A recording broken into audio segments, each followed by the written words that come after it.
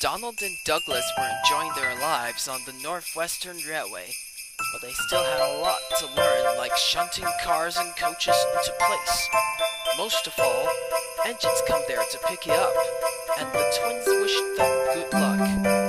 One day, Duck was at the works when he had an accident, so Donald came up beside him. "What happened to me?" asked Donald. "I had an accident with the fish," answered Duck in the Great Western Legend. "There was this one time that the tail lamp was nowhere to be seen. However, he went on, he crushed two floes, and the fish went into the air. So that is what happened," said Donald. "Thank you for telling me your story." Donald took no notice. Did he have any hiccups? Days have passed. Donald was getting ready for a doubleheader for Douglas. He was only completing his training when backing onto the brake van as Douglas arrived. "Sounds like there's a job for us to be done," said Douglas with feeling. "I cannot tell where you got the hiccups from." Donald was a little confused. He thought, "So he said neutrally, "if you get the hiccups, would you?" "I cannot understand," replied Douglas. "But we must find out." With that, they set off to fetch the ballast. Oliver was there, and so was Tilda in the brake van.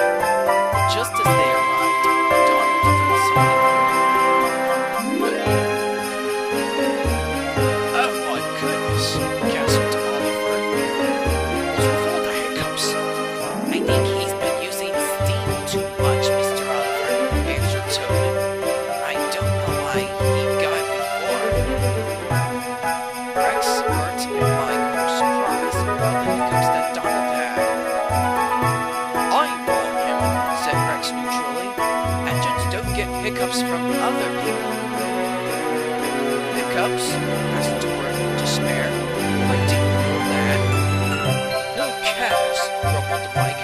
"Someone has to get the stupid hiccups from my driver and fireman." "Even young Jesus did not get hiccups," agreed Douglas, having his own imagination. Donald was so surprised that he was only pretending to have the hiccups like the passengers. "We weren't talking about you," remarked Bert. "But you see, we were just talking about the hiccups from other people on our railway." And Donald has to admit that Bert was right. When Duck was mended again, he came to thank the twins for their hard work. Each time, Donald tried to pretend that he didn't say anything. "Can you please try not to have the hiccups?" asked Duck kindly. "Rex and his friends talked about it before." Donald smiled that he'd never mentioned about hiccups again.